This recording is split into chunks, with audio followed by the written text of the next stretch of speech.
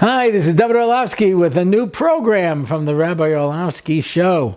And that is, we're answering all of our listeners' questions as much as we can in little shorts to be able to try to catch up on the backlog of questions that we have that has been accumulating over the years, quite a few, in fact. As always, if you would like to sponsor an entire episode or a Parsha in 5, or one of these questions and answers, please go to my website, RabbiOrlofsky.com, and click on the sponsor button to sponsor any of these different things that we're doing, because we need your support to keep doing this kind of wonderful programming. Okay, Anonymous writes, I listened to Why Be Jewish many times, and I now have trouble with Unesaneh Tokef, since what even is pestilence keeps running through my head. Can you please rebuild Unesaneh Tokef for me? Yeah, this is a common problem. For those who are not familiar with the Anonymous's question, probably my first go-to talk when I'm talking to a new audience is called Why Be Jewish? And it's basically an introduction about why a person should be Jewish today, and it's more or less based on the first two lines in Mesilas Yesharim about what life is all about and why we're here. And I begin by eliminating all of the other reasons that people give until I get to the real one, right? And one of the things I go through is people say, well, you got to be, Jewish, you got to be religious, or you're going to burn in hell. And I spend some time building that up because I would like to eliminate that as a possibility. That's not why you should be Jewish. And I say, I understand where it's coming from, right? Rosh Hashanah Yom Kippur is a very heavy time, and it seems to give us this attitude. I said, it's summed up best in that Unesaneh Tokef. You're a kid, and I was a kid, you go to shul, and the chazan says, Mi yichyeh, o mi yamus. And we understood what he was saying. Someone might live, but you're going to die. And the choir goes, die, die, die, die, die, die. And I'm like, oh man, I'm going to die? What a bummer. But now you get to pick the way you're going to go. Who by fire and who by water? Fire's pretty bad. I could probably tread water for a while, Who by sword and who by storm? Oh, storm's not so bad. I saw The Wizard of Oz, Who by earthquake and who by pestilence? I don't know, what is pestilence? Never heard of anyone dying of it. We'll take the pestilence, Bob. That's the routine. And the whole thing was there to illustrate that, unfortunately, a lot of people, this is their Judaism, So what is the downside of that? Most often, I don't ever answer that particular question. I just go on to my next point because I'm just trying to eliminate this, hellfire theory of Judaism. Yeah. And I tell the story. I was talking to a group of yeshiva guys, and I said, there's no fire, there's no devils, no pitchforks, right? Because you're a soul, you can't burn a soul. And one guy says, don't tell that to me. It's the only reason I get up in the morning and go to shul. I said, okay, we'll open up a special section for you. But of course, it leaves it afterwards with the question, hey, so now, because it is lighthearted, let's be perfectly accurate of what that whole routine is. And when you laugh at something, you have trouble looking at it seriously. So now, unfortunately, when people go to shul, Rosh Hashanah Yom Kippur, and they start singing the Unesaneh Tokef, they start chuckling to themselves, pestilence, So it of course has that negative effect. So what is my read of Unesaneh Tokef? Yeah. Rosh Hashanah yikasevun,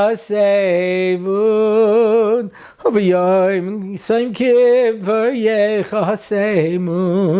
On Rosh Hashanah it's written, and on Yom Kippur it is sealed. Mi yichyeh u'mi yamus. Who will live and who will die? Asked Rav Dessler, but you see it's not true. Because there are Rishoyim who live every year and they don't die in Rosh Hashanah. They don't die in Yom Kippur. But they're clearly Rishoyim. So he gives the answer. The Chazal say this. You can take a look at Rashi at the beginning of a Yechi. He talks about it in a number of places. Tzadikim, even when they're dead, are called alive. And Rishayim, even when they're alive, are called dead. And says Reb Dessler, the Rishayim die on Rosh Hashanah Yom Kippur. They're just not going to be buried for another 30, 40 years. But their life is already over.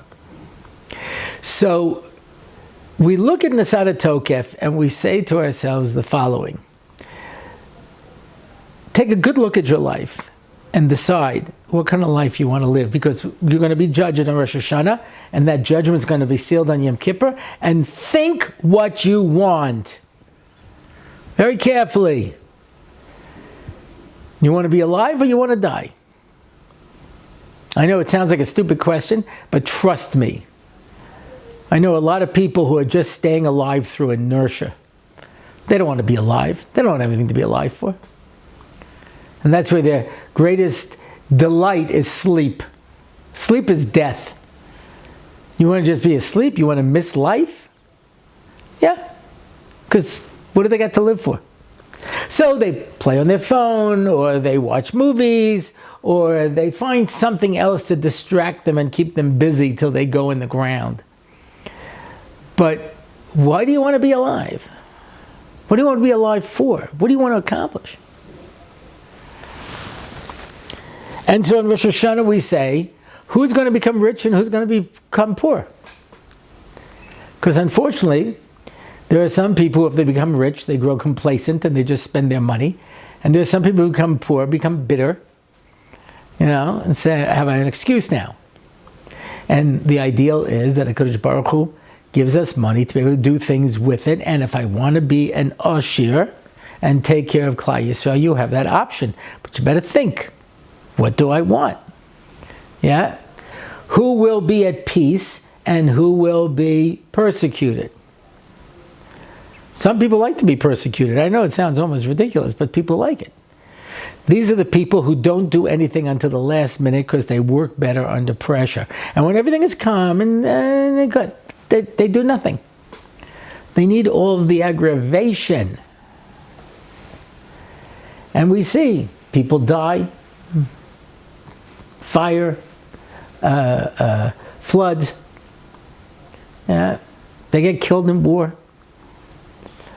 Yeah, all of that's decided today because decide what life you want, because everyone lives the life that they have chosen at the end of the day. You don't realize it. There's a fascinating little book called Illusions by Richard Bach. And basically there are these two all-powerful cosmic beings, and one of them came down to Earth and wanted to see what it was like to be a human, and he forgot who he is. And his friend comes to rescue him. And he just looks at this guy and thinks he's crazy.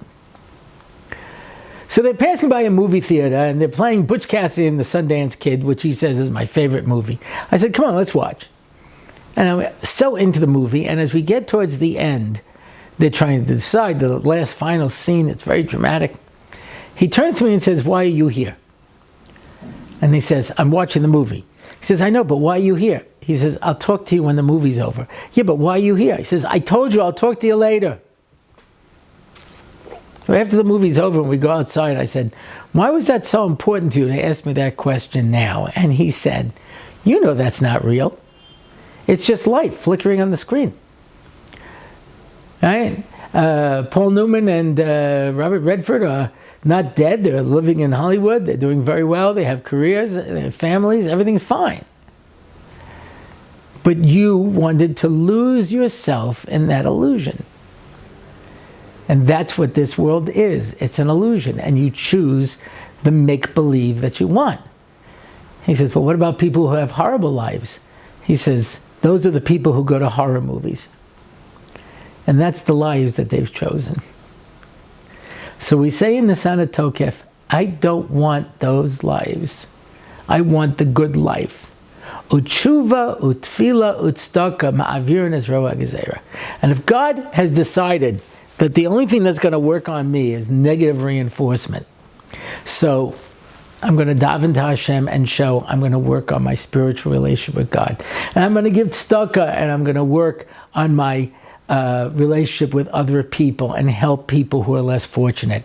And tshuva, I'm going to work on my relationship with myself so that hopefully I can be happy with who I am. I hope that helps to give a little insights into Unesaneh Tokef the way that I understand it. Remember, we need sponsors for this to be able to keep it going. And that's it. Until next time, I am Rabbi Orlofsky.